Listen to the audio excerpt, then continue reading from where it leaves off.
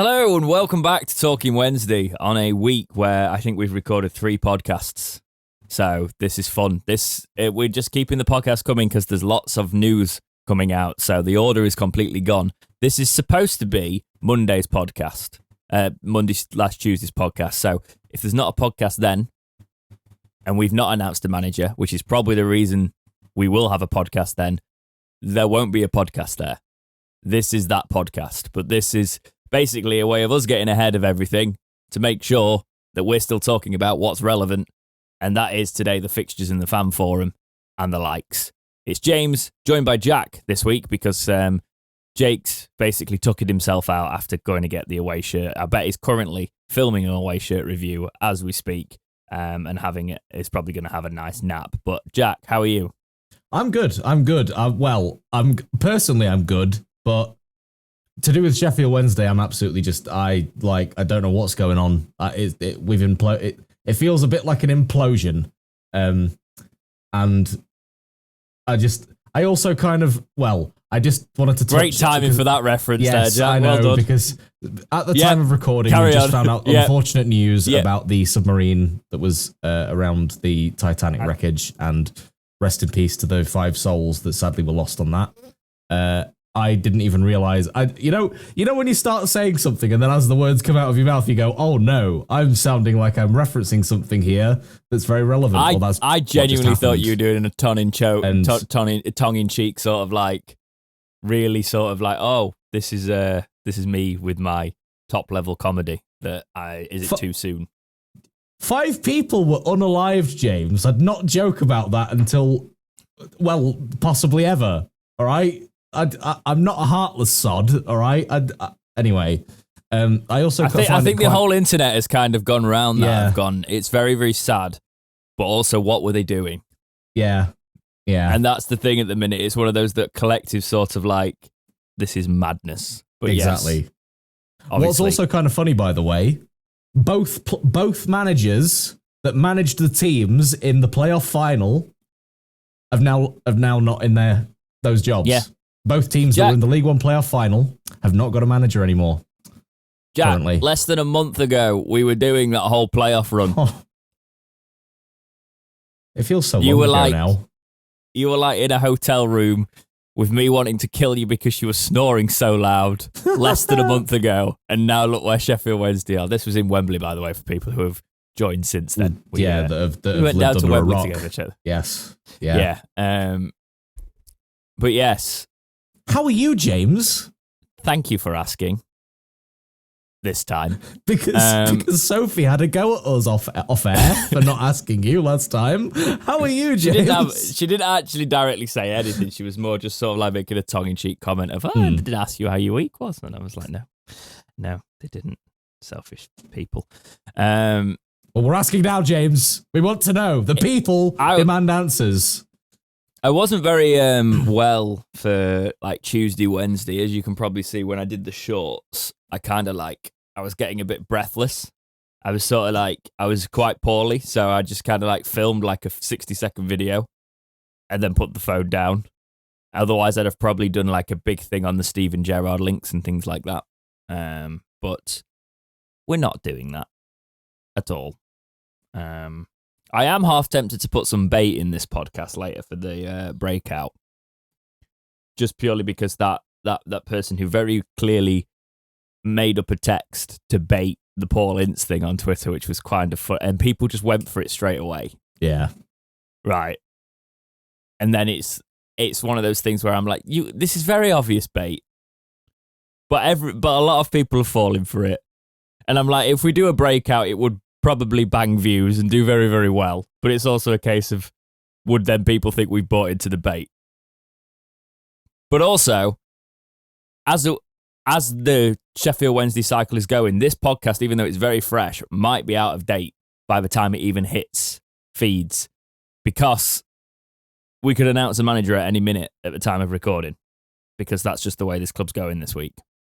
But yes, we want to talk about the fans forum, the fixtures and things like that. Just before we do mention that, you can support this channel with memberships available at youtube.com/dexteritybox. Join at a membership tier. You can leave super thanks, things like that, which are the comments. I never mentioned that, but that's a thing now. You can actually leave like super chats, but super comments on videos, which give us a little bit of cash if you want to do that.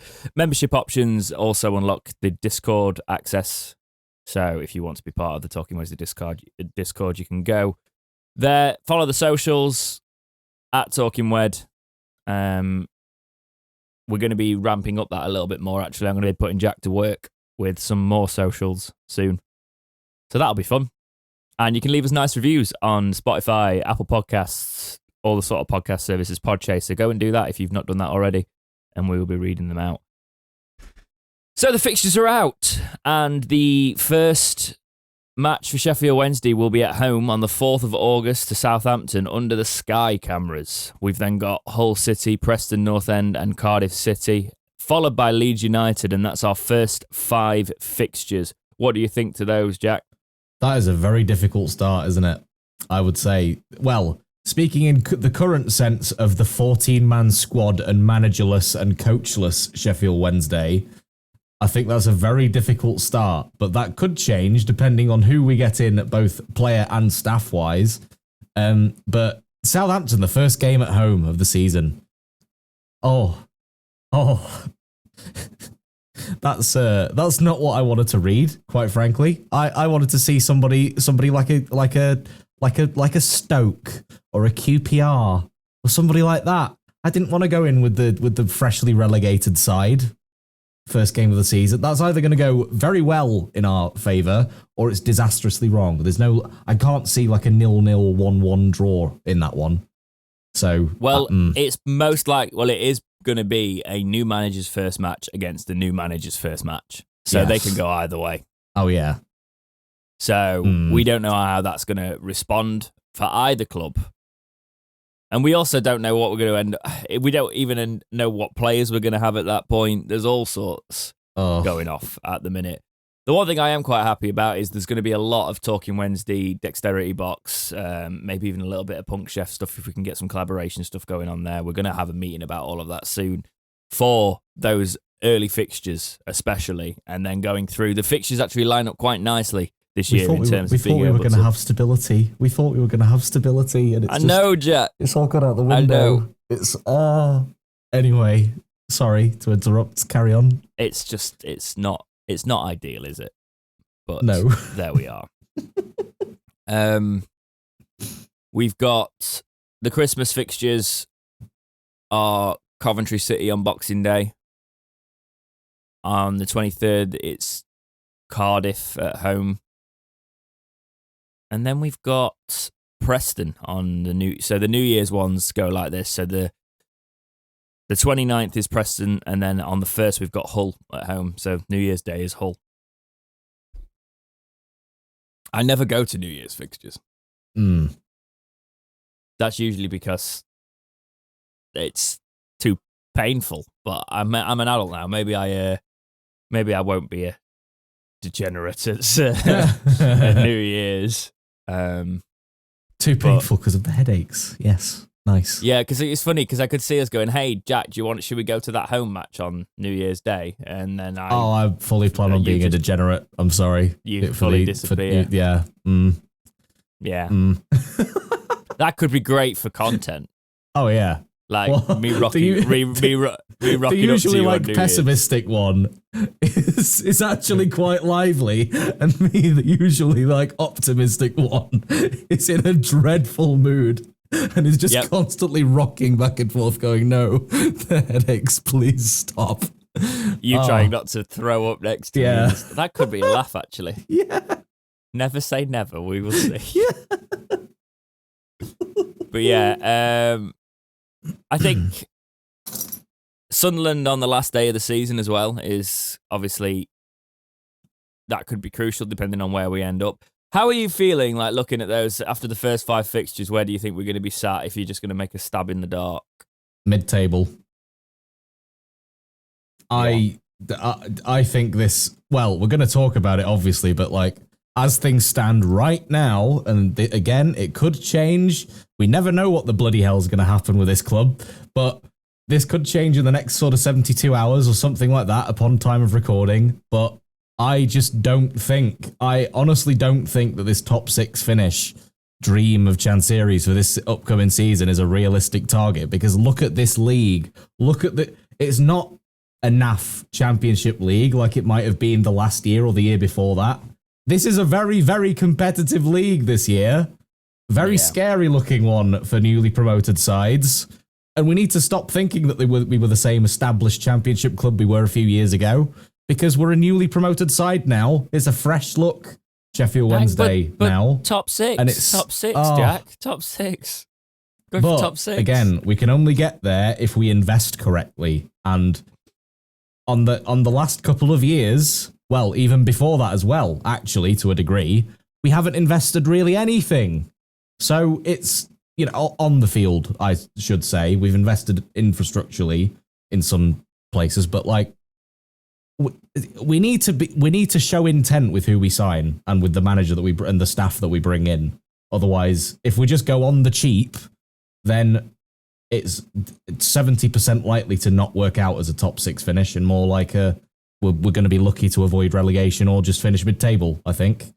By the way, that's not us saying tops. That was a tongue-in-cheek reference to the fact that Chancery at the fan forum said the aim is top 6.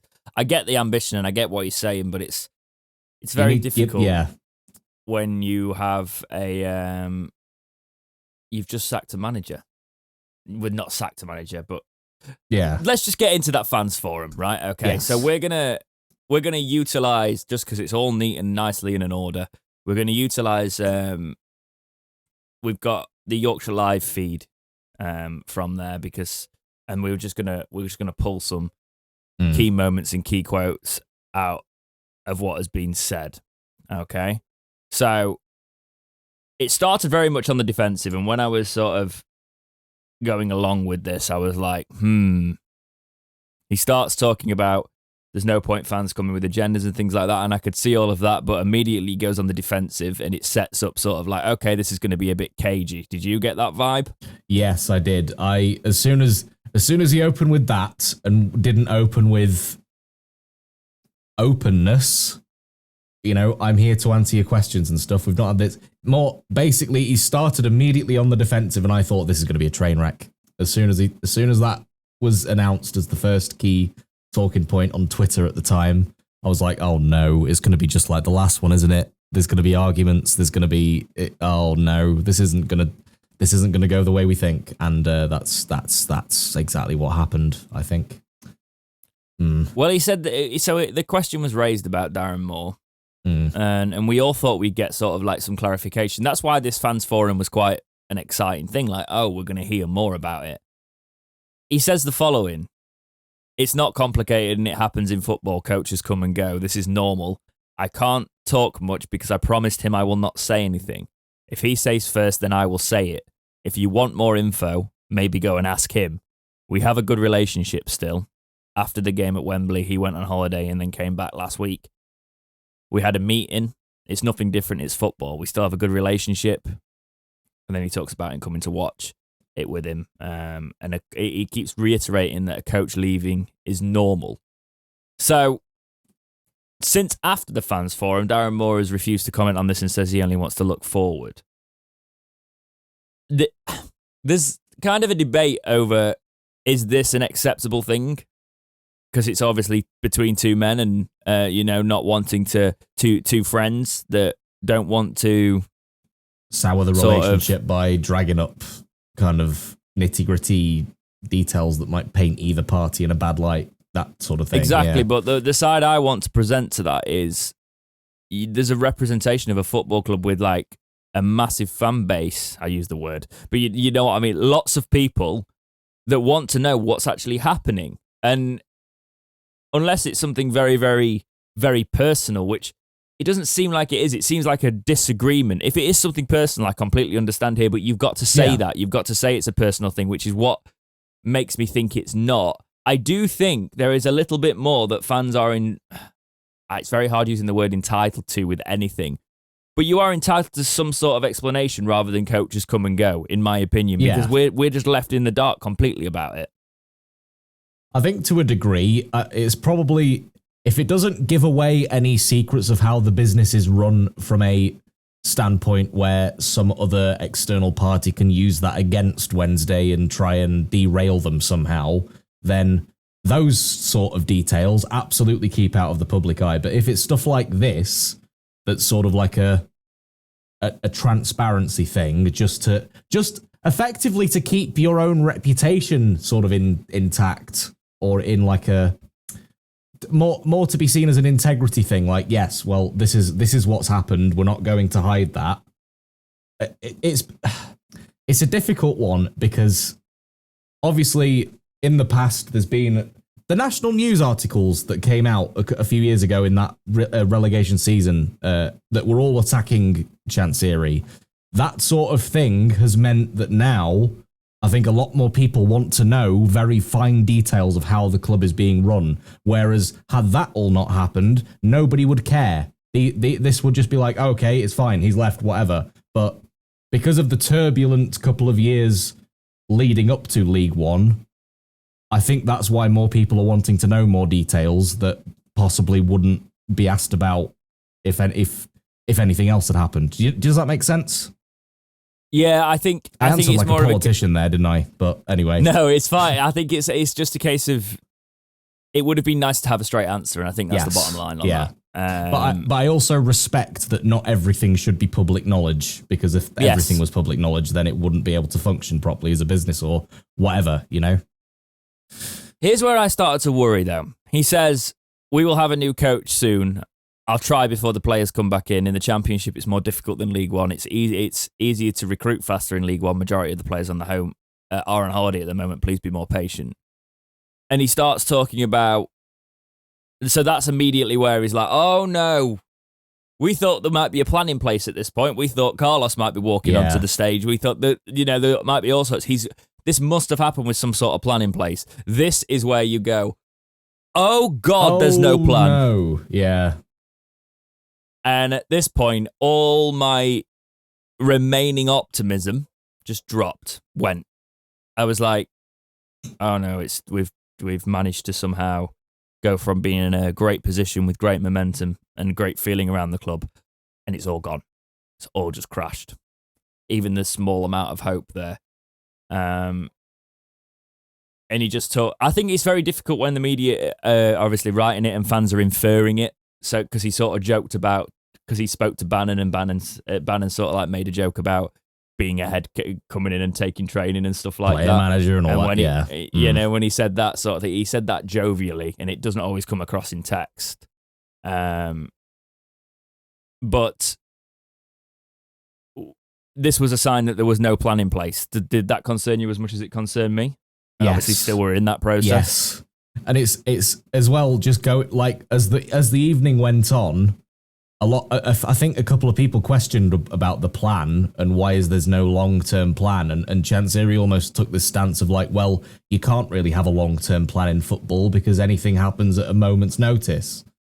And I sort of thought, well, no, because Luton somewhat had a long-term plan, Brentford had a long-term plan, others have had a long-term plan, and it's worked out brilliantly for them. So why can't we implement a long-term plan and then just alter it slightly depending on what is inflicted on the club? Why have we got to think so short-term all the time? Why is talking about a long-term plan? Why is everything always about putting out fires? Just don't put a plan in place so that no sodding fires start in the first place. Exactly. If you don't ignite, or have a contingency plans. What? Nothing. It doesn't have to all be reactionary all the time. This is what has annoyed me in the past about Chancery's reign, and it seems to be carrying on. It's all reactionary. There's no proactive steps being taken. And anyway. Sorry. Well, here's the worry about recruitment. You talk about long-term plans. Maybe they have got a long-term plan, which kind of goes against some of the things that you were saying about him learning on certain things. So he says the following when we're talking about transfers, and quote, "The one who did our lists is our recruitment team, our team. We made the lists and the coach will talk to them and we'll go through it. Whoever is here," as in talking about the head coach, the manager, "will still use our list." Right. Basically, That is not an attractive proposition for a lot of managers without a sporting director in place, in my opinion. Yeah. Because it's contradictory to the idea of him. I know he said in the past about giving the manager control, and the manager should, and the sort of, the manager has the say on things. But managers want to bring in players that fit their system. Darren Moore started bringing in players that fit his system with that, and they worked with it. I don't feel like, why would you? Here's the thing, right? If you're buying a certain type of player, why would you get rid of a manager that's currently working with them if you're controlling all the transfers anyway? Because it's going to be very difficult to attract somebody who wants to come in that unless they like the head coach role with the sporting director. I have got a counter argument to this, but obviously you've said in the past that it looked like he was learning and not doing that so much and letting the manager have more input. So what are your thoughts on it? It's very, I mean, I'm sort of split down the middle about it. And a lot of clubs now also operate with this sort of thing, the head coach, but all of those clubs have got a sporting director in, and our sort of figure in that sort of department has just become the sporting director of Blackpool FC. So we're now without that role as well. So who the heck has kind of taken the impetus on this transfer list? Was it Darren Moore? Was it someone else? Was it not David Downs, because he's the one that's left, isn't he? The other guy that Steve Bruce brought in, like the chief analyst guy. I forgot his name. Dean Hughes. Dean Hughes, okay. I think his name is. Yeah. Who's taken the impetus on this? Has it all just been football agents saying, here's our player, you might be interested in signing him? Because we've gone down that route before, and let me tell you, it did not work out very well. In fact, part of it is featured in a recently released Netflix documentary exposing a whole load of these corrupt agencies that have done that sort of thing to football clubs, which actually is quite an interesting watch. So, yeah. But anyway, it all feels very rudderless at the moment, and we need to get... I would actually say that we need to get some sort of sporting director-ish role in, as well as the manager, as soon as possible. If this is the route that he wants to take with... Although, at the same time, there's the other side of the argument, which is, who's to say that this is the only window where this happens? Maybe in the January window and the next summer window, it's given more towards the head coach manager in terms of who they get brought in. It's just that this has all happened very quickly in a very sudden, short space of time, and they don't have the time because of this impending start of the season to get a new list together. So this is just the one they've got to settle with now. You know, what strikes me is something that might sort of tend to this. Oh, he does bring in players. He's not always in control, even though it might seem like he was in control, and he's bringing in players that want to work for Darren Moore. In terms of the recruitment, I have to offer the other side of Mighton, Wilkes, those sort of players that we like. We sign players that play positions that Darren Moore doesn't naturally play with. Yeah. So we talk about wingers a lot, right? And wanting to play with wingers. I do think have the a counter club to this, but carry players. On. Yeah. Because if that is the situation, obviously Darren Moore tried to play them at wing back and the likes of that, but it's a case of maybe there is a little bit of that in there, that they're not quite Darren Moore players, and the new manager might want to play with wingers. So the club and the recruitment team are looking at bringing options, because you don't have to completely rejig a playing staff when you change the manager. But we're talking about a long-term project with Darren Moore, so we shouldn't have been looking at that anyway, in my opinion. Yeah. Well, my counter to that was Darren Moore did play with wingers, and he does like to play with wingers, because we did it in the first season in League One. It's just that a lot of teams were outdoing us by playing the housery tactic, and the sort of tactics that we employed last season to kind of get us up. I don't really think we play with... Because we did play with wingers a lot in that first League One season. I've blocked a lot of that first season out, but did we play with wingers a lot? Because I felt like we played with wing backs. No, it was wingers and wing. It was effectively the sort of nice football-ish that we would have been playing had we stayed in the Championship. I know there was a few games where undoing us. I know there was a few matches where Johnson was in front of not Reece James. Who was at left back? Oh, my brain's gone. Very good question. But we did, but it's one of those. That's why I don't specifically remember us lining up too much with wingers. We sort of like went to this. We were messing about with the defense a lot, and that's when we would have employed sort of like different formations. But I remember seeing the style towards the end of the season and the way we built into this one, thinking, oh, are we going to properly play with wingers now? But yeah. Because I know the players have come out, like Windass came out and said that we want to go back to a nicer style of football that we were employing, the first season in League One, etc. Now that we're back in the Championship, we don't have to play the rough and tumble sort of Route 1 direct stuff anymore, and they all wanted to go back to it. So that's, I guess, isn't it? It's just interesting to see. I just want to know how the heck this list has been put together. If it's the same list that is going to be used again. It's also a case of what managers do you attract on that, because he's ruled out that Carlos is coming back in this. He said absolutely. So literally absolutely not was his. Yeah, or no chance or whatever he said. Or no chance, And the fact that would have potentially worked with the sporting director style, because I think Carlos could have been. He has been a head coach at places, but it's now a case of who wants to come in on that. And I think it's a good, as a transfer strategy, it can be really successful, but you've got to do it properly. And it feels like we've kind of like just stuck it together at the minute. And we've not, and it's kind of like held together by sticks and bits of like sticks glue and paper mache, and, that sort of thing. We need to actually have if we're going to do that, we probably need a sporting director in place that work. And I know Transfer likes committees, so maybe have one with the committee that works with a committee. Doesn't have to necessarily I think we need a Glenn Roeder sort of figure in again, like he had in 15-16 when we got to the playoff final. I think the transfers were woeful during that time, but yes, I think in terms of that role, we need somebody that has it with, because the in terms of, I'm talking about financial management. Then it wasn't good.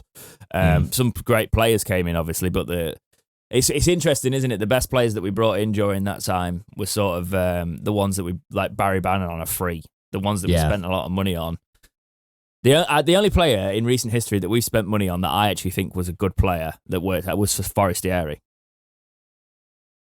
I would argue Adam Reach as well. I knew you were going to say that. We spent too much on him. People don't like, but I know we spent too much on him, but I also think he was very good for us most of the time. I think he was a good enough player, but not to the price tag. And that's the problem. And that's what eliminates it there for me. But yeah, transfer strategy is a thing that Wednesday need to get a grip of. So it'd be interesting to see how we restructure that. But in terms of, he actually said in the forum that he feels like Darren Moore was given a chance. It should have been given a chance because the fans believed he should have been given a chance because he got us promoted. So it's that air of sort of, what is going on? What happened? It's like Chansiri wanted him to have the chance in the Championship, and his departing message seemed like he wanted to be having the chance and all that sort of thing, but I don't know. Could he see himself getting sacked in 6 months' time because we weren't in the top six? And he wanted to leave now, or it's just clouded it even more. It's made it a lot. It's made it a lot more guesswork, and that's what I didn't want from this forum. More guesswork. Okay, we are back after a slight technical hitch because Jack breaks everything. We've got Punk with us now, by the way. Yeah, for all your listeners. I think he came in feeling sorry for us because he saw the fact that Jack went, my PC just froze. I literally just saw this message going, I was like, okay, I'll just come and see if I can offer any support. Yes, I'm calling you out on air, Jack. What do you have to say in your PC's defense? Basically, I think I need to change my power cable because this is... the good news is I've located the root issue, and it's that I keep getting power spikes occasionally, which freezes the PC up. It triggers off like an internal defense thing on the motherboard, which then causes it to freeze and go, don't kill me, please. And that's what has happened. So that's why there was no video of Jack for the first half, or maybe even now if he does it again. But at least there'll be some sort of audio. At least there's an audio backup this time round. He didn't press record on his audio either, so he had to use recovery files. Oh, Yeah. These children. Right, okay. So, let's jump back into it. So, we were reading from the Yorkshire Live's feed of the fans forum. So, as Yorkshire Live talks about, they were quoting the fans forum talking about season tickets, and Chansiri went quite defensive at this point, and you could tell that this is one thing that he got really passionate about. He was talking about the fact that he always tries to be fair. One of the fans says it's disgraceful, the season ticket prices for where they are at. There's a lot, I know we've had a debate topic on this, there's a lot we have talked about around this subject, about the fact that we think that, Jack, you and me played the opposite sides of this coin. I will probably say now that I think if you wanted a season ticket, you'd have probably bought one. I do think the early bird is a little bit too early because of where it is, but there is arguments for everything. There's arguments for, why do fans need to find out what league they're in before they buy season tickets? But the one thing that I keep coming back to, and the first thing I want to talk about this when we're talking about it, is the fact that why is it, and this is the question that was glazed over and never talked about, why is it not comparable to all the other clubs in our division? Why are we the exception? And that's the one thing that... Yeah. I understand we're losing money, but why are we the exception? Why do we have to be the exception, and why is there not a clear answer on that? Because every club must be in the same boat, so why do we have to be different? Jake, start us off. I think we've still got a situation where we have an owner who still thinks he's right and this is the way it should be. And I've always said it from the day everything started going a bit badly. He needs to have a chairman and then have an owner and be an owner, not do it all. I think he needs someone to go, this is what it is. It's like, we do these surveys. Do they even get looked at? Like, literally, do they get looked at, or is it just a bridging gap to see where we are? And the problem is, if these surveys are going to actually help, then great. But then when he said, when he turned around and said to the journalist was, right, please put this out here. If I sell season tickets at £400, I will refund everyone. The 400 has already done it. The math doesn't add up. We can't have 30,000 people in there anyway. You would right, I want to talk about that I want to talk about that separately because that's a big claim that he made there. No, but it goes into the season ticket thing. It does go into the season ticket thing because the ways of doing it, like if you have season tickets at 400, you're going to sell more quicker than and yes, I understand having the early bird and people pay less, but the early bird was just after Christmas, wasn't it? People don't have money then. Yeah, and I think the counter argument is the finance package at zero interest there. But again, it's sort of like the time that people probably aren't thinking about the amount of expense. And if you're thinking about families, it does rack up, doesn't it? Yeah, definitely. Jack? Yeah, it's a frustrating thing because I think at times the chairman's got this bullheadedness and he won't listen to other people and he's got, like, it's like Jake said, he's got this sort of attitude where he in his head he knows that he's doing it the best possible way, but that's probably what a lot of football chairmen think, and he seems to think that we're some exception sometimes and not actually concede, maybe this other club is doing something in a better way, let's emulate what they did, which ironically is possibly what he's got in his head about how Luton have just got to the Premier League, that they didn't spend very much to get up there. And yet there's other aspects where he's going, well, no, we're an exception. And then it's later on he sort of says that, I took a purposeful loss because I feel like it's my fault that we got there and stuff. The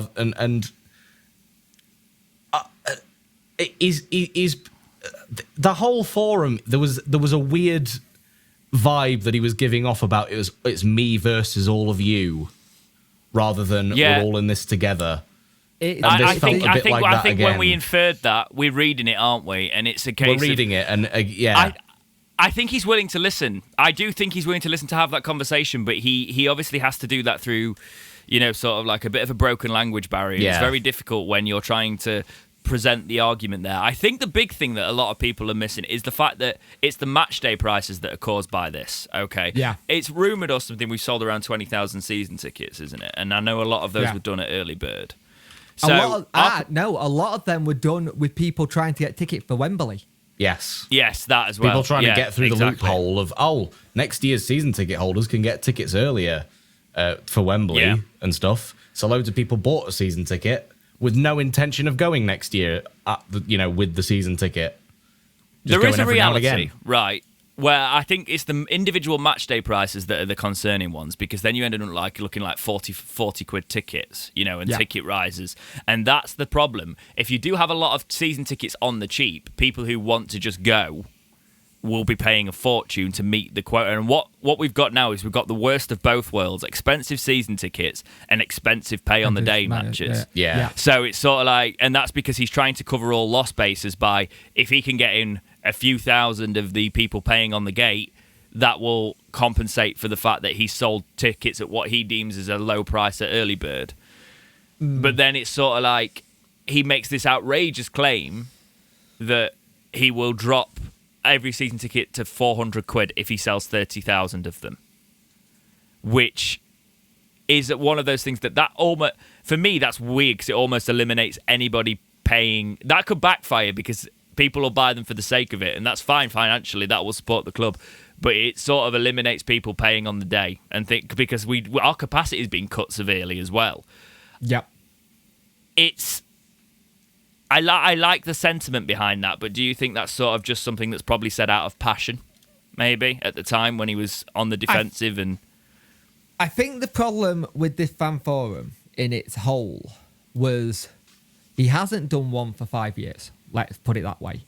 And he wanted to get everyone questioning. He was very nice about it and saying, this is what it is.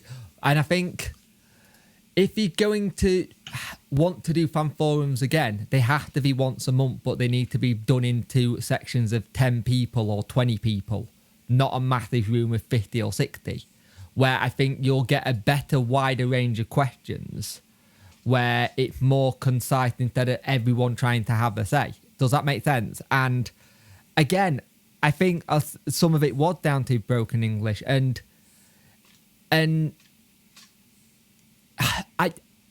it would be nice for him to have just a translator for those ones where he's struggling to understand the actual question.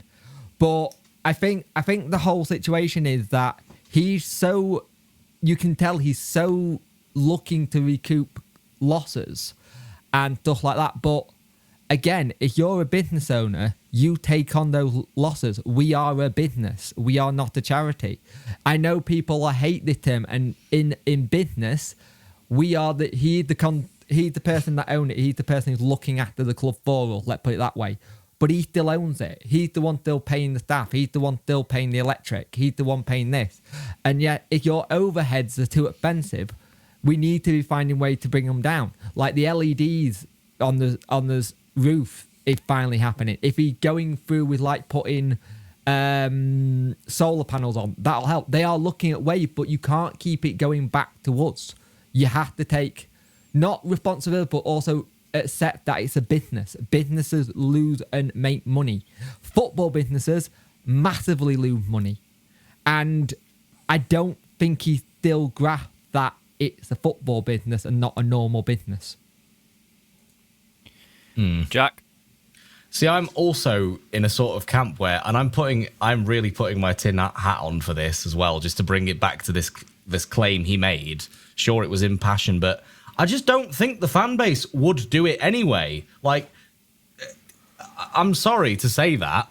I know there's many loyal supporters, but I just don't think that £400 or not, it doesn't feel at the minute like they would even do that. They just like to be backseat critics. And I know it's very rich saying that I don't go to a lot of games, and I've openly admitted that. And I'm looking to go to more games in the future, but I can't physically go and get a season ticket because I don't have the time to go to a lot of games, so it's pointless me getting one. But those that can get one just don't, because they prefer to be this sort of backseat critic of the club rather than saying, yes, I'm actually going to get... for example, I just don't think they'd follow through with saying, oh, yeah, well, I'd get that if you did that, Mr. Chansiri. I don't think they'd follow through with it.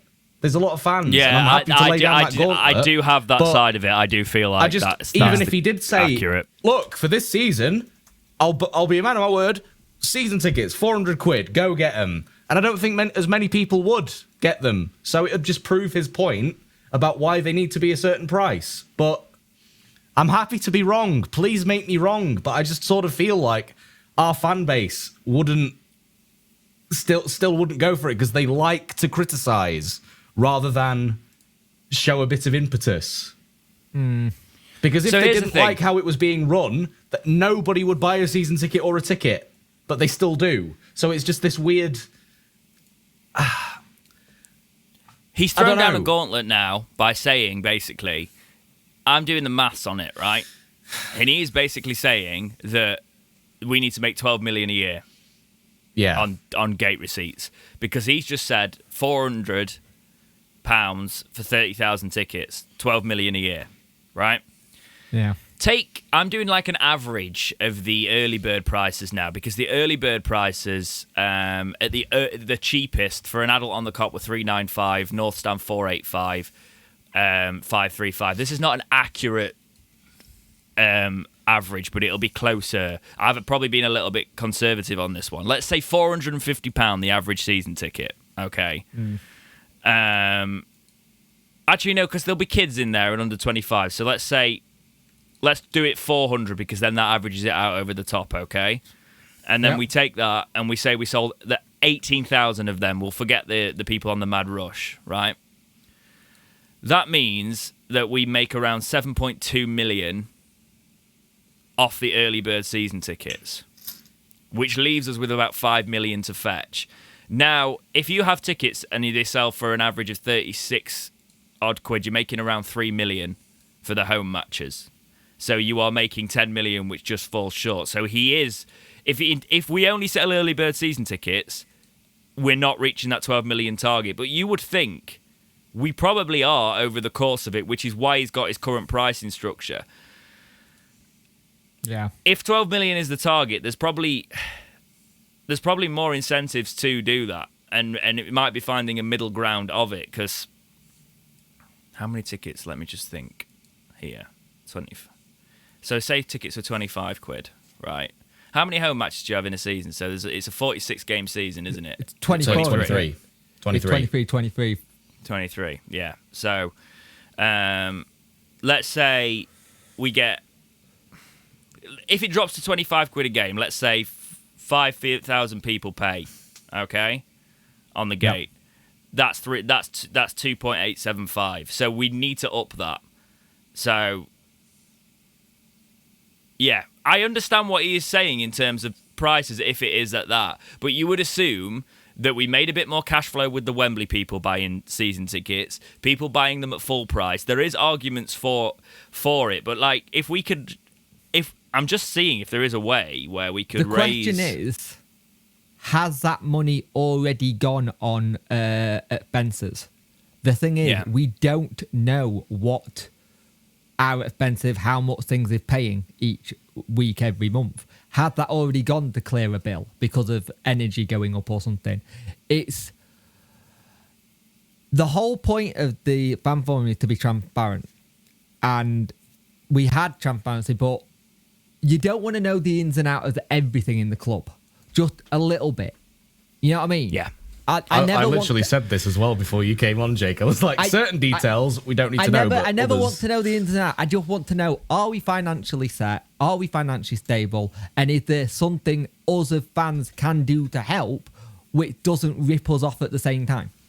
Does that make sense? Yes. One thing, by the way, that I really... Oh, sorry, go on, James. It's you can jump in, don't worry, in a second, but the magic number is 30,000, I think, fans in the door, because the way I was looking at it there...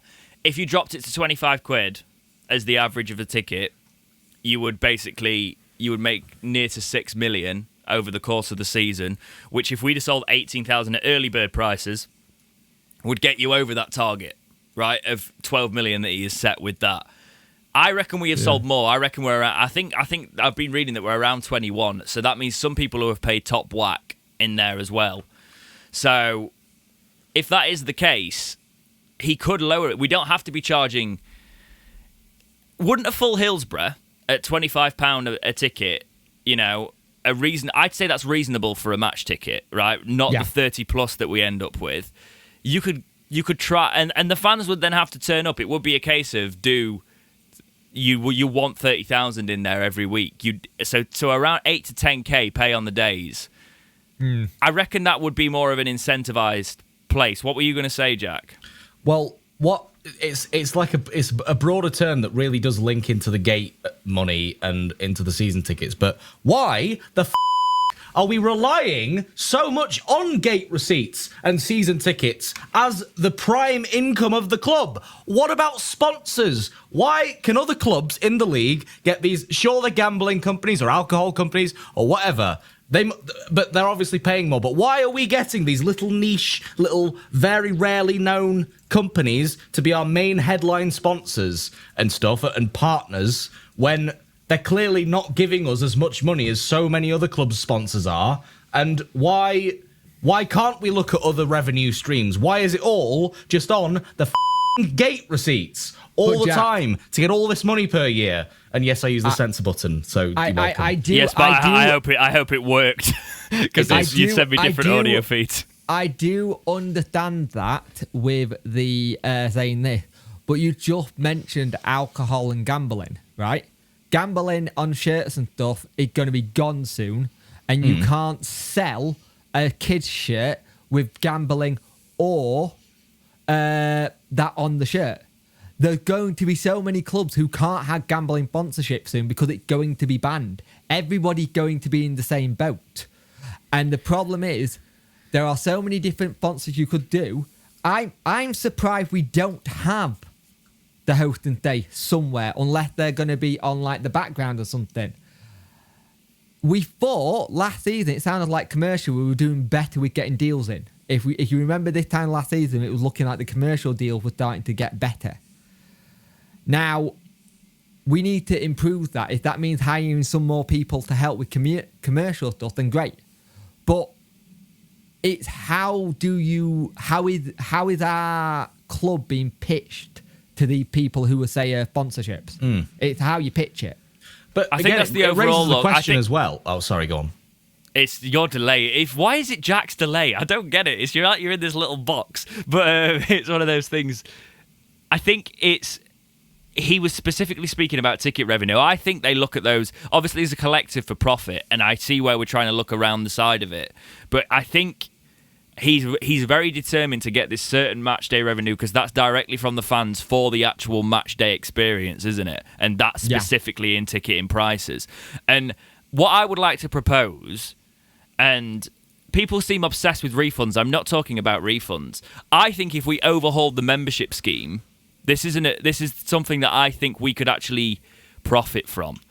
Because if fans are obviously upset about ticket pricing, what if we had a membership scheme where you bought the membership, but then over the course of the season it was a percentage-based discount, and the more you went, the higher your percentage went. So say the tickets start at normal pricing, you buy a membership, you get the initial £5 discount that's in there, but then you can get like up to 25% off or something like that, or even higher percentages. The more you are going and the more you are putting money into the club with those match day tickets. What if we did that so people were building priority points, but they were also building a percentage-based discount, so the people who are the people that go all the time, and he talks about getting people through the door and having people there and showing up, they ended up getting more of a reasonable ticket. So by the time the percentage could end up bringing it all the way down to something like 20 quid a ticket, which is what it works out at a lot of season tickets, So why don't, and say your membership, do you know when you shop with somewhere and they give you like silver gold memberships and things like that?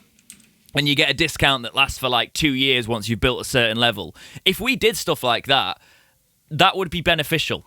I think that's a way to overhaul the membership and get more people who don't want to commit to a season ticket, but actually, if you look at it on the back end, people will think of that as less of an investment than just buying a season ticket. They'll think, I'm building up these points. I might as well go to this match because it gets me to the next tier. That's sort of thing. That's the whole point of priority point for tickets that we got already. And if you include that in a different way, that should work. But it's such it's weird. It's a hard nut to crack, but it's also not a hard nut if he's willing to let people help and listen. My big issue is it feels like he's just gone back into micromanaging. But again, we've not heard from him in ages, and maybe this is just what's been in the background of his head and trying to say it's weird. I'm tired of talking about tickets now. Yeah, it's been something new. Let us know what you think on the whole ticket situation in the comments below. So moving on in the interview, and I'll come to you with this one, Jack, first. He talks about losing money again, and he talks about improving the academy and losing 1 or 2 million a year on it. Obviously, there's players that we have let go through that academy where we probably could have recouped some of that profit. What do you think on this front? See, this is what really rubbed me up the wrong way, right? Is talking as though I made a loss and trying to guilt trip the fan base to say I made this loss. Not you lot, it was me. And I don't know, but this is, again, this is text-based answers. He probably didn't even say it like this on the night, but it's the journos that have taken these text clips, and the problem is with Chansiri and his answers in these occasions, it's very easy to take things that he says way out of context. Just look at that one he did online that time where he said that whole, Sheffield Wednesday aren't that big anymore. Which is what he meant to say is we've been on our knees for quite a long time. We don't have the pulling power for certain things. Anyway, but with this whole making the loss on the academy, you have to make a loss to begin with to then get the profits in later down the line. It's not like click my fingers, suddenly there we are making all the profit. No, that's not how it works. You have to invest to get out. It's why Leicester City are going to do so well in the upcoming years, profitability-wise, because they've now got one of the best academies in the country, if not Europe, because of all that investment they've put into their academy and things recently. It's why Chelsea are still profitable, because look at their sodding academy and how many players they sell from that for decent money to still be turning a profit somehow with all their expenditure. Like, you're not going to get returns like that, especially when it's an academy, when you're literally developing future players from their infancy stage. And at the same time, if you're losing this much money and you're unhappy with the turnaround, what the hell are you spending the money on? Why are we hemorrhaging this much money and not getting much out of it? Clearly, it isn't being spent on the right things again, Like, clearly, a sustainable plan isn't properly being followed. That's... I think we need to basically make sure that's my frustration with it. It's the thing with the academy is people get frustrated that we lose these players, right? Okay, but and we sell these players, and it's like we let there's a small undisclosed fee to like League Two and the National League. That's actually been signs for me recently. The academy is working like an academy should. You build these players up. Yes, you're losing money, but you start to build something that brings a little bit of money back into the club. Okay, what isn't ideal is the way the academy structure is structured, that clubs can poach people. I think we should be getting these players that look like they've got a lot of potential to sign 1-year clauses or give the club some option, so when they turn professional and they get to the age where they turn professional, they are bound by a contract, so there's significant compensation, or clubs have to fight us off, basically, to come in and poach them, because there's talks about one of these players we've got in our account who's like 15 that Man City is sniffing around at the minute. Yeah, so many. This is what we've been this is what's been happening, where like our under 18s and stuff, or the 15, 16-year-olds in that sort of age bracket, they've all been just sniped by so many other clubs. Brentford have had so many of ours. Man City have had a couple of ours. Chelsea have had a couple of ours. Like, there's no... It seems like there's still no pulling power to keep these youngsters at the club, because they'll say, oh, Man City want me. Right, I'm off there then. They don't see, and the parents don't see, there's a very good path to them becoming a professional, whereas they know if they go to these clubs, they're way more likely to make it professional and develop more. So, and it also ties into what I've said before about the under-21s level is so neglected. There's Tomo, there's literally Neil Thompson, and that's it. Nobody else is involved in that other than maybe a physio or something. We've got like a head of youth. But that's and stuff. But even so, that like it goes up through the under-18s, and then the under-21s is still just like a holding area for players. And if they make it or not, great, whatever. Like, they're getting no real more coaching than at all in comparison to when they were at the under-18s level, rather than coaching all the way through. You know, does that make sense? I think we just need to put money in. It has been focused on the under-18s, and there's naff all at that in-between level of the first team and the under-18s. It's like there's a big limbo still, and we need to put money and make it more of an attractive academy. That's the thing. Exactly. He's talking about making a loss on it when actually we need to make it a place where players feel like they can come and it's actually a place where they can develop and find a path to the first team, as you have said, or opportunities at other clubs. What I will say is when you're being poached by the Premier League clubs, that's always going to happen with younger academies because people will come through and realise that there's paths, there's easier paths where they might break through and then go on loan to a division like that Sheffield Wednesday are in. So the fact that we're in the Championship, if we can build from there, that's when you can start to really focus on your academy, and I think that needs to be one of the pulls of it. And I know Jake talked about training facilities and the likes. I went past the academy earlier today, and it's okay, but one of my big concerns is the dome we use for winter training is broken. It is deflated. Darren Moore spoke about this deflation of the dome. If that doesn't get fixed, we ain't got nowhere to train in winter. I understand what he's saying. He have put a lot of money in the academy in what he's done in terms of facilities. But the thing is, what people don't realise, we have a good academy in the terms that we do get a lot of young players approached from our academy to go into their academy.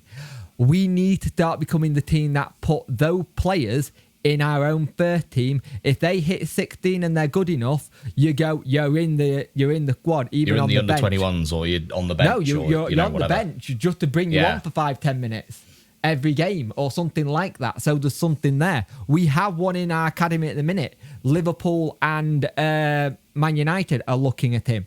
The good player, but for some reason, our academy does not breed into going into first teams.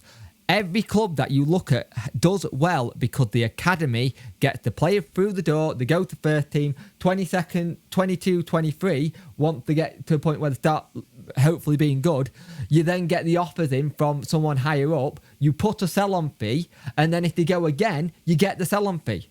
We need to start using the academy. People hated me when I said this on one of my videos recently, but we need to use the academy as somewhere where we sell.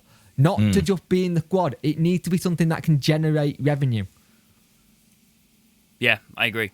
I was just saying a little bit about actually needing to make it as a business perspective and have turnover there with players and not get too worried when players leave and we sell them, because that's how academies are supposed to work. It's more of a case of just ensuring we do get fees for them. Or in general with the first team, because we have we sold 2 players, Jack Hunt and Zhao, since Chansiri been here.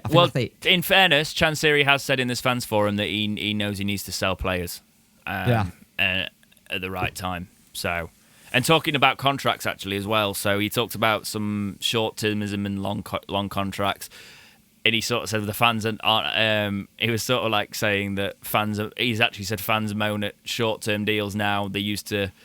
We used to have long contracts that they moaned about because they didn't work and cost us a lot of money. So I do understand what he's saying there. It's kind of a no-win situation. I prefer the short-term with options, personally, than tying people in. I prefer the short-term with options or long contract with younger players under 25. Yeah, that's probably that's what we're doing now. I feel like he's generalising as well. He's generalising too much, and he doesn't seem to see here from what has been taken by the Examiner. Oh no, sorry, the Star. It's the Star that's talking about the contracts and stuff. But he doesn't seem to realise that actually long contracts do work, and just because they haven't worked out with who he's got in the past, he's then blanket generalised to all players. We give long contract to people over 25 or 30. That's why they've not worked. Yeah, what I'm saying, Jake, is that he's generalising to all age groups, it seems. with this statement particularly, and so he just doesn't want to do them anymore whatsoever. So he's taken this entire overcorrection reaction, and he just doesn't want to do them whatsoever. So it's just all short terms with options. Which Did we again, sign Wilkes on a 3-year though? Yeah. Yeah, but even then, that's 3 years, not 5 years. And I would consider a long contract 5 years. I actually disagree with this point. 5 years at any level at the Premier League, other than the Premier League, I don't think is a good idea. I don't, because there's too much fluctuation. You know, when you're in your League One and the Champion, if you're in the Premier League, you're looking at protecting your assets long term. Unless you've got an absolute wonder kid, 5 years should not even be talked about at this level, in my opinion. Because it's too much of an investment, and the player can easily sit on the laurels as well. Look at Byers and Windass. Byers as an example. He's been here 2 years. He had an option 3, so it's 3 years, and then you go from there. And then next year you go here's 2, and then another option at the end of it. Yeah. I think unless you've got a wonder kid, and you know that he's very, very good, and he's a sellable asset, you put him on the longest contract you can give him.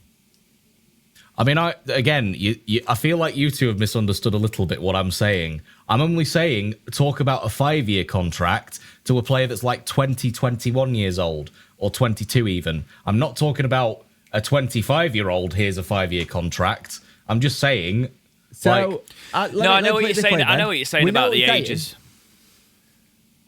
It's more of a case of the potential of the player. It would be on an individual. I think that's more of a case of we're trying to read into that too much. I think he would be open to a longer contract for players that warrant it, because we have seen the fact that he is offering. We didn't see 3 years for a while, and we have started to see 3-year deals. So, and also, we gave a 3-year. We're talking about this. He gave a 3-year deal to Michael Smith, who is older. So I think it's sort of like, I think that's one that's. Again, he said it. It's been interpreted in the moment, but it's not actually the reality of the situation, because there are exceptions to the rule, because we've seen it last season. And Chansiri also did answer a question in the way that you've said earlier, James, where sometimes, and his direct quote is, sometimes if they have longer contracts, then they relax, meaning they'll sit on the laurels, like you said, and not actually try and perform, because they know that they're set for the next 5 years or whatever it is, 3 years, whatever.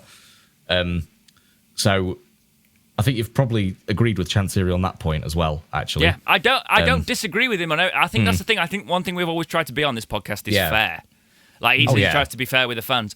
I've always tried to be fair with Chansiri. I'm not in a very good mood about the whole situation at the minute, but I'm still trying to be objective and look at it like that, which is why I did a different stance on the season tickets this time.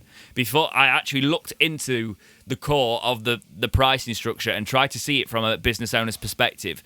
It's very hard for me to say that when none of the other clubs around our level are doing it. So I'm like, why do we have to be the odd ones out? And that does grate me. However, I did try and look at it from the other perspective. I'm trying to be fair and objective. So let's move on to his ambitions for this season. Now, this took a lot of people by surprise, especially after just parting with Darren Moore. Again, reading from the Yorkshire Live script of it, he said, Chansiri, the following: for me, the minimum should be playoffs. Anyone can lose and win in the playoffs. It's 50-50. If we don't try, then what's the point in staying in the Championship? If you want us to push, then we expect the fans to help us a bit. Then we'll have more of a chance. Forget the fan thing there, because we've talked about the fans enough. He's aiming for the playoffs after just departing with Darren Moore. Now, there's a big question over... A lot of the rumours were that that Chansiri thought we were closer to the playoffs with a few additions, and Darren Moore thought it was going to be a longer project, and that's where the disagreement sort of broke down. That's just rumours and speculation.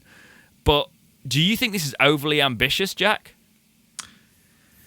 If he puts... Effectively in this situation, it's if you put your money where your mouth is, to use that coined phrase, then no, it's not too ambitious, because Sunderland did it. Southampton, by the way, the last time they were in the Championship, they were only in it for one season, and they went up. Because they got promoted alongside Reading into the Premier League. The same year we got promoted into the Championship in 2012. That's the last time they were in the Championship.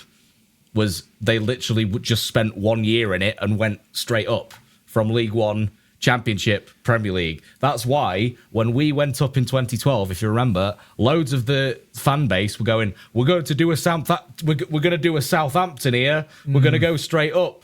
That's what they meant. Do a Southampton. We're only going to be in it for 1 year and straight up. So it has been done, if not very rarely.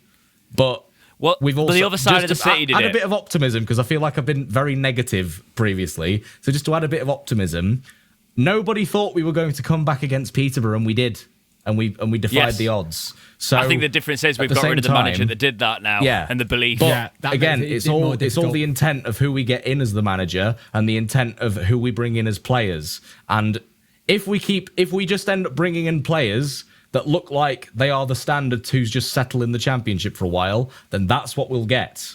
You know, you get what you pay for in a way.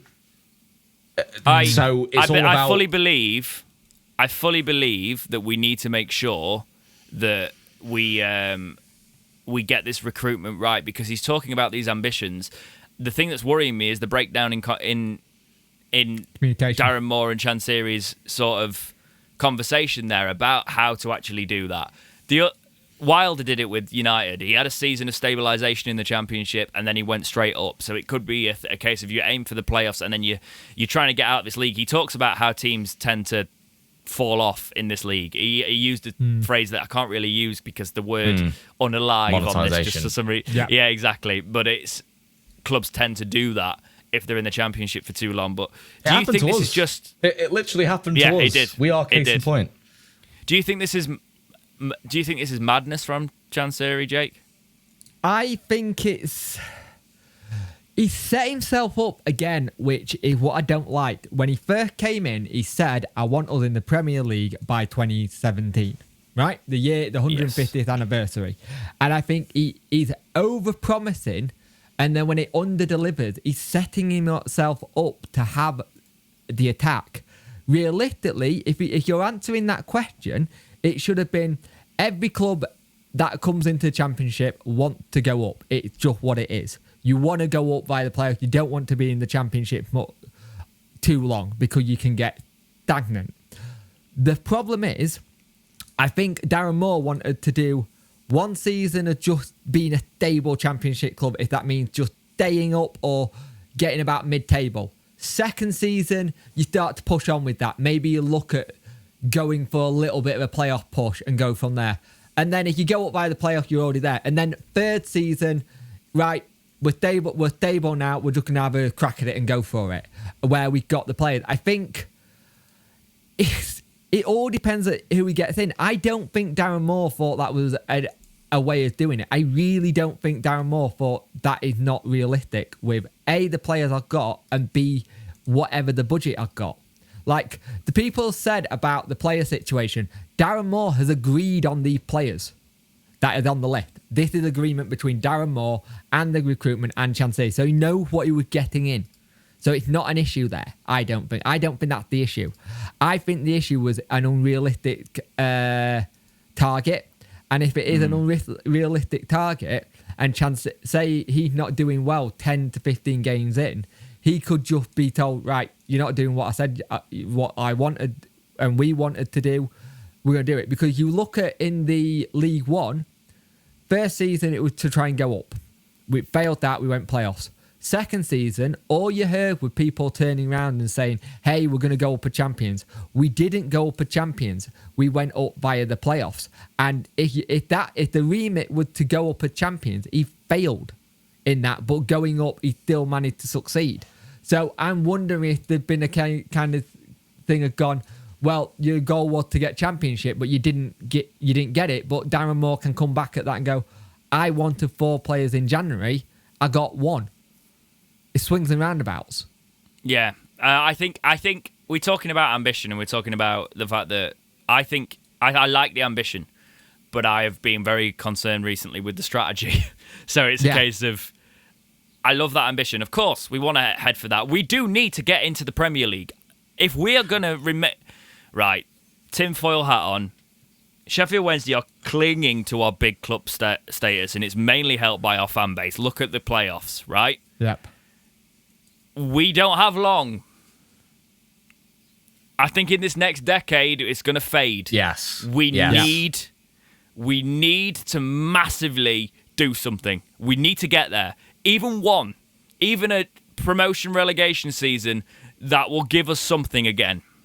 We need it. And that's why this is a crucial time, and it has to be done right. So I appreciate the ambition because he's looking towards the right path, but he's got to get this right, and it feels very ropey at the minute. Time will tell. The manager that comes in and the players that we sign, if they don't have that sort of ambition, they're the wrong players anyway, in my mind. Like, if that's the chairman's ambition, get the manager and get the players in that also match that ambition. Otherwise, we are just going to fail in that ambitious vision. You know? Like, and on to also what you said, James, as well. The sort of the heyday, the golden era of the Chris Waddle, the John Sheridan, all that stuff, that was 30 years ago now. 30 years. 20 of those years, we've had dismal times, awful times. So it's not surprising that all of that glamour is fading now.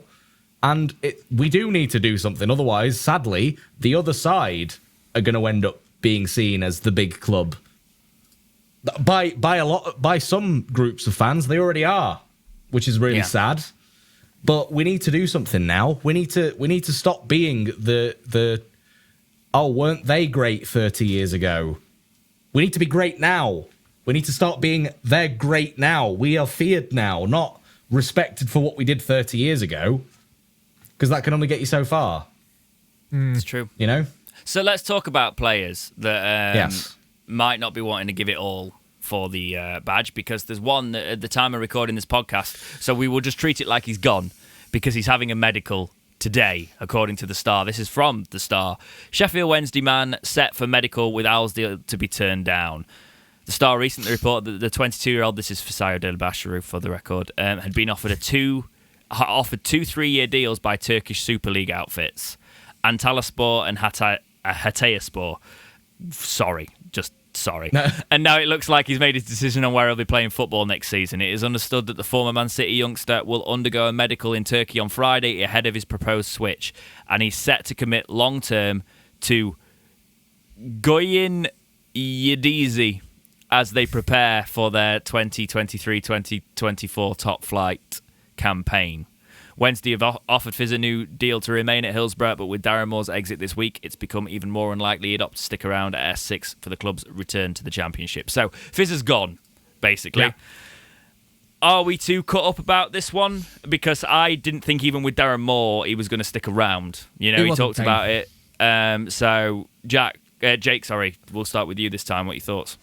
I don't think he was staying. I think if he wanted to stay, he would have signed that contract in October. He would have signed it, got it done and dusted, and we won't be talking about it now. He'd be our player. Yes. I'm gutted a little bit that we're not going to make some money on him, but also he going to Turkey, that says a lot about his ambition a little bit, I wonder. Because if you do well, there are clubs that will go and get some really good player from Turkey and go in the Prem and do well, but it just seems like the agent's gone, I found you 2 clubs, here you go, let's get you out and gone, kind of thing. Yeah, it'll be more money. It'll be top flight football. It'll be one of those things that you probably would. I'd have jumped ship in League One, but not in the Championship if you're an ambitious side. So that's the one question for me there. Yeah, and the thing is, from what I've heard, Fizz wanted to stay. Fizz were quite happy to stay. And yes, it's and the thing is, but the world is run by agents. Yes, the noise is in his ear, basically. Yep. So that's why I don't want to be too harsh on the player, no, to be I fair. Don't. We might have said that in terms of giving it all for the shirt and sort of thing. I think he would have. I think he was quite settled here and could have kicked on with us. So I am disappointed in that regard. I think the best thing is, let's remember him for the times that he did. Let's remember what he did in that final to help set the goal up for the game, and we go, thank you for your service, good luck in Turkey. Shame it hasn't worked out. Jack?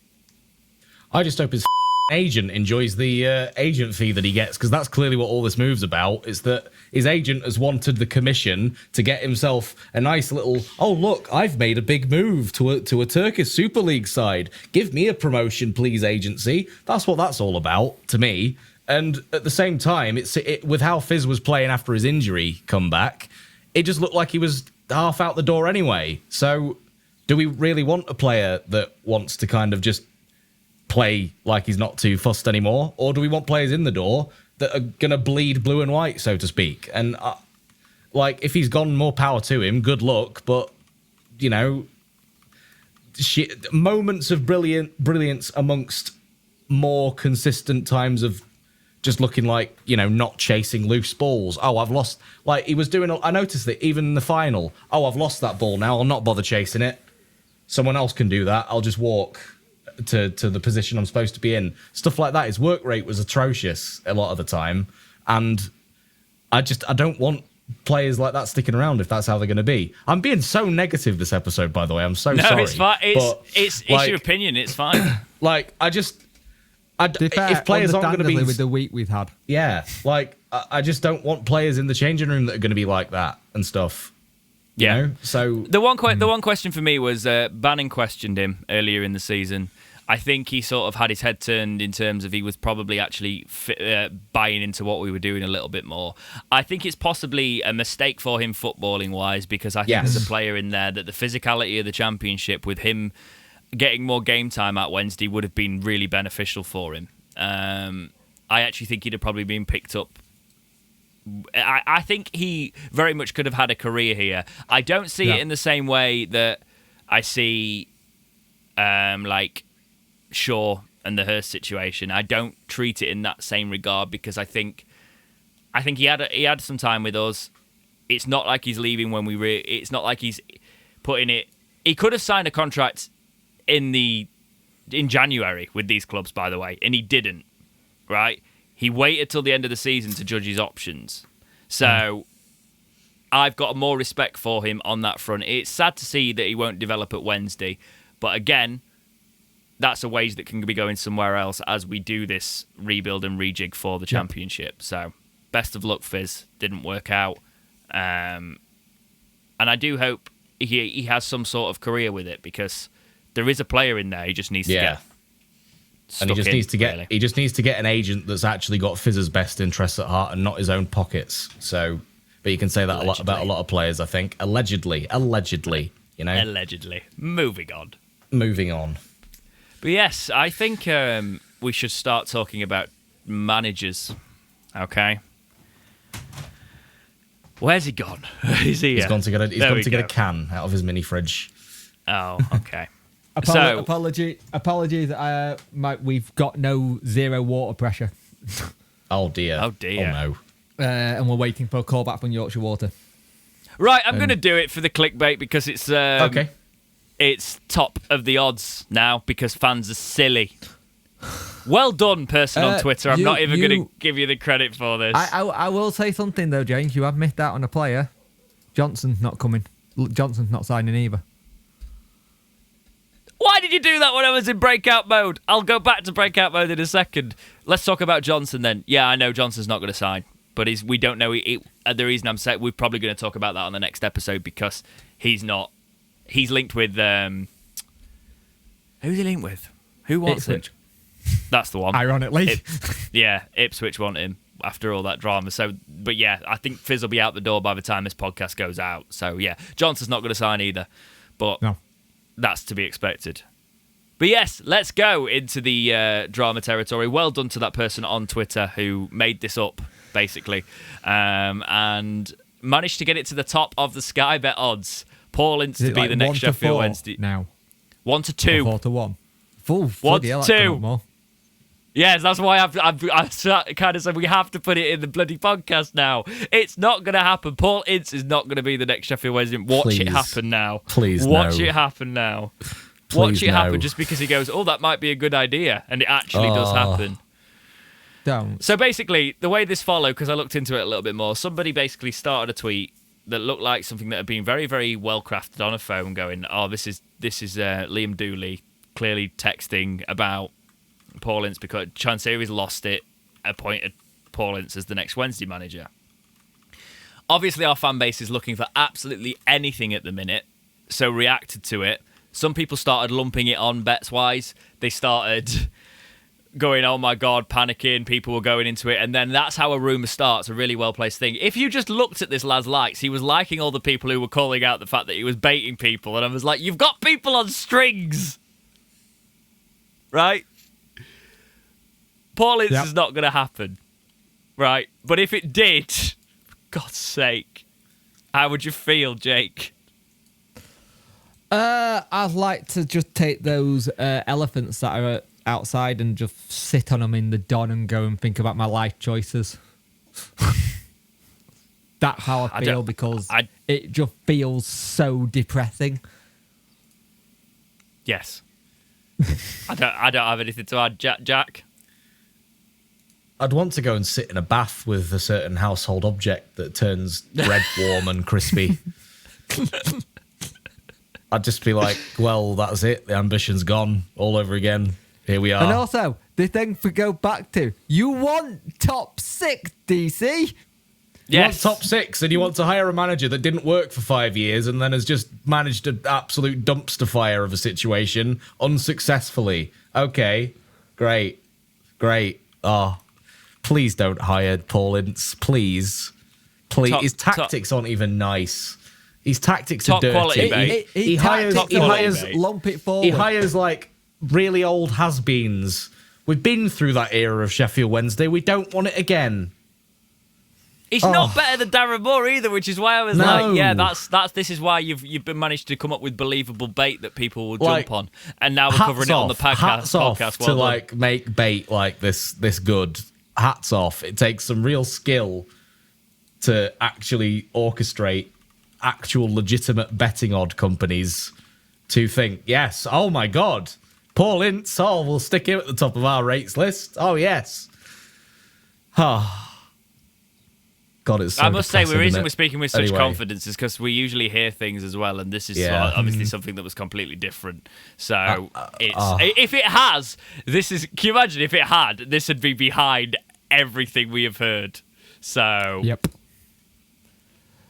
The problem with this is, if this is the case, you then have to question everything Chancery just said in that fan forum. Yes, yeah, and then it's more damage to his reputation, which allegedly, according to an article that came out a couple of years ago from The Athletic, apparently it was in tatters when we got relegated anyway in the footballing world. And obviously it's been a little bit rebuilt with the whole promotion from League One again, but it just puts it back into tatters again. You know? It's not going to happen. It's not going to happen. Let's move on. Let's move on. Yeah. Yes. No. Second in there is Nathan Jones. Oh, no. Not him, please. I don't want Nathan Jones. The one I do want to talk about, third in the betting odds, and I've done a short video on this. Jake's done a short video on this. It'll probably be a breakout topic, so let us know what you think about it in the comments below. Steven Gerrard, right? Because the more I've thought about this and all the people that are linked, I don't know if I'm turning into this might being a slightly good idea out of the best of a situation that we're currently in. Jack, what would you think to Steven Gerrard be Sheffield Wednesday's manager? Yeah, of course. That's awful. I just can't wait for that. But I can't wait for that being if Steven Gerrard does get the job, you're not going near him to interview him. No. Maybe not. No. But it's strange because he might pull a lot of good talent along into being a Sheffield Wednesday player, but at the same time, he's not set the world. Like, he's only really had lots of success at Rangers, but then Rangers and Celtic are the only clubs that are any good in Scotland. So, he loves to put a target on his back, doesn't he? That's kind of. So many bang average managers go to Scotland and do well, all right, because it's what the league is up there. He came down to Villa, massively blew the massive treasure trove that they got from the Jack Grealish sale on players that didn't really work out very well for him. No, he blew it on his mates. Well, yeah, Coutinho and whatever. And But I don't know, because Lampard, everybody had doubts about Lampard when he went to manage Derby, and he did a very good job there. But ever since then, he's wildly overspent and wildly underdelivered. So it's a gamble. Do we necessarily think that a big-name player is going to make a big-time manager? Because I think, given this, the only thing that does actually make this appeal to me is I think the Villa job was a step too far for him at this stage. He did well at Rangers, and yes, you can talk about the league. But in terms of... Right, if Chansiri thinks we are closer to the Premier League than we potentially are, and that was the disagreement with Darren Moore, right? Yeah.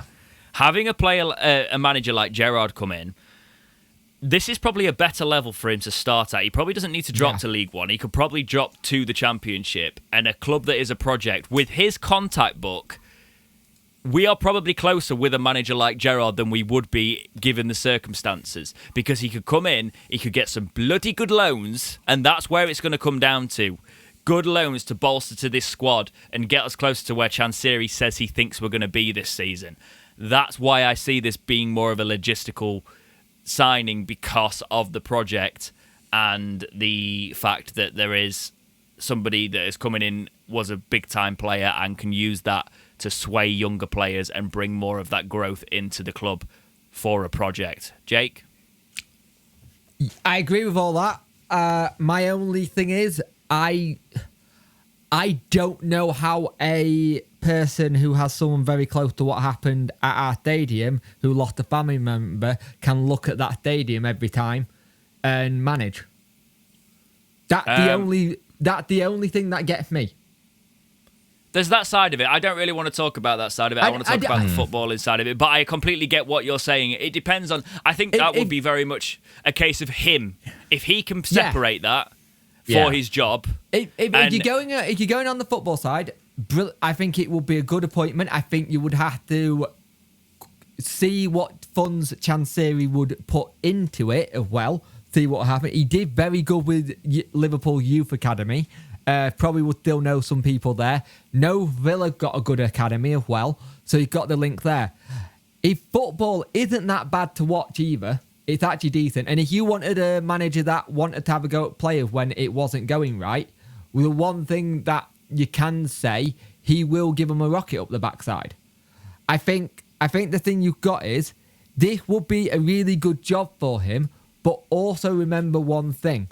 If he comes in, we are just a stepping stone for him again, like he was at Rangers. He comes in a stepping stone. Do we really want to be in a position where we have, say he comes in, does really well next year, but then Premier League are looking at chopping and changing, and then we're back to square one again?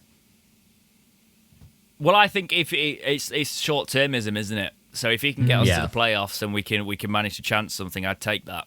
And I think it's a case of, if it's right for him and it's right for the club, it's a move that I am softening on purely because of the situation we are in. So it'd be interesting to see what happens. It would be a good way of rejuvenating his manager career and going, look, this is what I did with the club, with what the position they were in. So in that sense, it's a good kind of go, I can do this. I specifically did a short on this so I could bring it up in this breakout topic here and chat about it. So I'll read the comments that are on that short, because I asked people what they thought about it. Jim writes in, says, Gerrard will want to spend, I imagine. Did well at Rangers. John says, I'd take him. Joe says he'd want to spend money that Chansiri hasn't got. The connections could help us out, though. I'm not convinced he could get us to playoffs, but I wouldn't rule him out either, as the other nobodies on the list don't fill me with any confidence at all. Nat says, not for me, I want someone with more experience. Taz says, no, please. Nathan Jones, Ryan Lowe, Bruno Lage in my opinion. Oof. Nathan Jones. No, it could never be Nathan Jones, because do you know what's come out about him at Southampton? He got intimidated by the size of the club and the players who were there. Yes. Yep. Right. Do you not remember he managed at Southampton? Yep.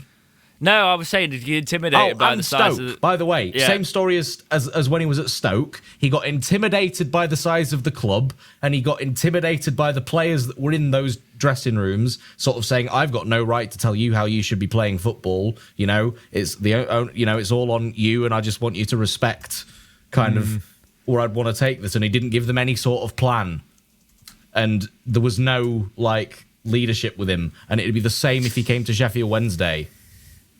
Right. Okay. Which is Southampton exactly, I think it's Southampton are saying a big lot. club. Don't get me wrong, but like. If you talk about he wouldn't come here because I'm looking at I'm doing attendance FC here, by the way. Is their average around 30k? Am I right in saying that? Who, Southampton? Yeah, something like that. Yeah. I think. Something like So, that, yeah, this season their average was 30k, which is more than our average. But if you think we're in the Premier League, we'd be averaging 30k. So you'd think about the club's relative like fan base sizes. Yeah, it'd be similar, you know. So yeah, that couldn't happen. But yeah, why do you think he's only ever done well at Luton and was so passionate about Luton? Just he's saying. having a go at Luton now. Jesus Christ, be careful. So. Oh yeah, I just remembered. Yeah. Yeah. Sorry. God, that was joke. a day. Ryan says, "I defo have him. Why not? Better than some unknown who I suspect he will appoint." Rob says, "I don't know, but yes, at the same time, I mean, he's got a Liverpool legend, and maybe we can get Salah." Lol, joke. I didn't think Michael Carrick can do it. So can Gerrard, maybe. True. Daniel says, "Won't happen." He says, "Wants a Prem job. Won't ever get that here." No Live Clever just says, "No thanks." Bob says, "Absolutely not. I don't want to be Gerrard's Wednesday like Derby when Rooney and Lampard was there." I get that. I do understand that side of it. Yeah. And a lot of people talking about his connections to Hillsborough and the family member there, so I do understand that side of it, obviously. Mike But says, he'd also "Would be a raise class the appointment, profile but of not the a club. chance." He would. We'd get media attention. We'd actually get a lot more attention, and people might finally stop calling us Sheffield. God. But question for you. Yes. Yes, he will raise the media with us, right? But with everything we just have with Chansiri, is that a good idea? Well, Yeah. if he can Yeah, help no, put a I positive reckon we spin need on more. it, We need that sort of we thing. need more. Yeah. Because if all that's getting put into the media is this negative stuff, like this, the fans forum stuff, and all of that crap that we had in 2021, We need some good PR. where it was just literally media piece after piece after piece were just hit pieces on the chairman and the club when we in that relegation season. It was just hit piece after hit piece after hit piece, and we were painted into the mud by the media, just like certain media people tried to do that to us after we beat Newcastle, just because we beat the media darlings Newcastle. So we need a bit of, positive press again. And I honestly think that Gerrard would do that, We had it, he left. I'm not holding back today, am I? Jesus, anyway. You are not. No, you're Right, not. last one. Vitor Campellos he's fifth at the minute on the ratings after Bruno Lage. So we've looked into this guy a little bit. I'd never heard of him, and that probably shows my lack of football knowledge at some extent, but like outside of the English systems. But he's been linked with Hull and Cardiff. He's obviously currently unemployed. He got fifth place, didn't he?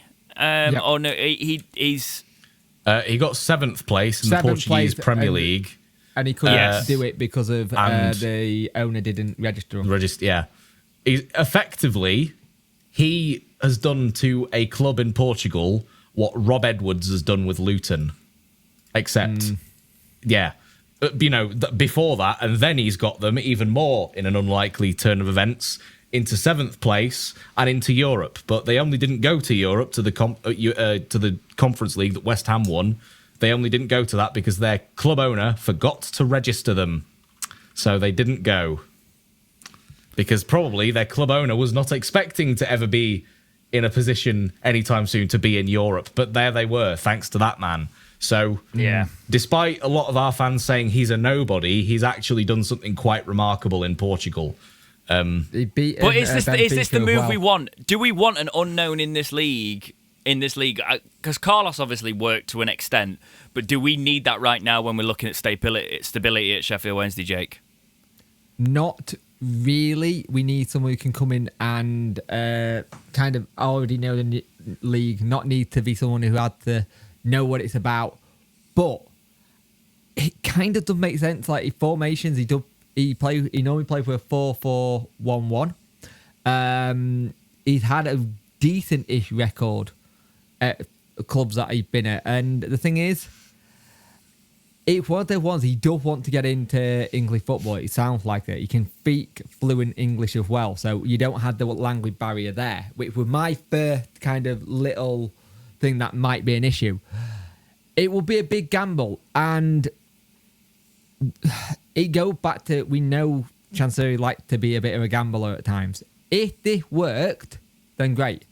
But I've looked more and more things about him. He's good at working with a limited budget. He likes to use youth and use academies. So in that sense, he probably ticks all the boxes for DC there. Limited budget, academy. He likes to do a lot of things in the community as well. So another tick there will be probably there. It ticks a lot of the boxes for what Chancery is looking for, but it doesn't tick the box with it not being someone we don't know. And it's really thrown everything into a loop of where we are now with the announcement Monday. And I think whoever comes in, please God, not Paul Ince, but whoever comes in is going to be put on such a high pedestal. They need to understand that they're going to be seen as the person who replaced Darren Moore, and so they're going to hit the ground running and be willing to just work with whatever they get thrown at. So we'll see. In theory, what I've seen and read and researched about him, I like him a lot. Then the thing, can it be translated from the Portuguese league to the championship, which I'm just going to say right now, lads, this is the hardest championship I've ever seen this season, ever. I don't think I've seen one this hard to try and get out of. No, I think if he became the manager, I'd back him. Definitely. I do think we need somebody who is probably more of a name. At the current situation, you've sacked somebody who had momentum. Well, not sacked, but mutually consented somebody who had momentum and had this squad believing in him. So, and believing in themselves because of him. So you've got to have a big move to come in after that. And I don't know if this is the one. It's one we'd probably make, but we'll see what happens. I'm not convinced. Oh God, the more Twitter just gets around this int stuff is the more it gets starting to get concerning. Just stop putting it in our heads. But yeah, guys, this has been a long one. There's a lot of stuff we've talked about today. We had a cracker, we had a freeze in the middle of it, so this is like an hour and 10 on here. So I think the first bit was like 40 minutes. So enjoy the long podcast. It was 30. I know because I've looked at the file that recovered. So I was probably just chatting for 5 minutes on my own. Yeah. Right, but anyway, that's all I've got for this week's episode of Talking Wednesday. Anything to add before we go, Jack? Well, it's fine. My opinion on an unknown manager doesn't matter. And also, Jake, the hardest one you've ever seasoned. What, are you using paprika Did I not with give that? you Bit an of opinion oregano? on Campellos? Campellos. No, you didn't ask. But it's fine. It doesn't matter. It's fine. I need my lunch, mate. We've been going for a long time. I've got work to do later. I've got to go. Sorry, my head's gone. Head's gone. It's fine. It's fine. I've been very opinionated anyway, so that'll be some decent. Yeah, I just got sick of listening crap. to you. That's what really happened. Oh. But yeah, nothing else to add. No, just other than we need to get this sorted. We need to show ambition in who we go for, and not just sort of say we want to get top six, but we're not going to actually sign players or sign a manager that wants to get top six and languish. You know. The time of languishing is over. We need to actually do something. Otherwise, Sheffield United are going to be forever, in the next 10 years, 20 years, be known as the bigger club. And we can't have that. Not at all. Because they will be insufferable if that happens. So, yeah, that's... You go and have a nap. You've had a lot of anger. Go and have go and I sleep. felt very angry, the last week or so. I could tell. I've just... I could tell. Oh... Jake, anything to add before we go? I'm looking forward to getting a manager in soon and not a manger like I did because I can't spell the toffee. For God's sake. Not again. But yeah, it happened again. I have one this week and I was like, are we getting Jesus in? And I kind of said, I already work with him. Hang on, he's already on the podcast. Yeah. Someone actually said, that person who you do the podcast with, Jesus, you two should be managers. Like, God, no. I'll do it. There you go. New manager, Debt 30 box with his assistant Worko done. Right, we sorted I'm not having Worko as the assistant. I want to quit after a day. God. He can be the tea boy. Bring the tea. Yeah. Why you didn't seem to enjoy that, Jack? No? We're not bringing the tea? I just feel like I'd be a very good motivator, actually, a very good motivational speaker to the team. But a T-boy doesn't do that, do they? So it's fine. It's fine. It's fine. I need to go. We need to go. I need to go and eat. But yes, that's been it for this week's episode of Talking Wednesday. Take care. And we will see you probably very soon in the next episode of Talking Wednesday. See ya. See you later.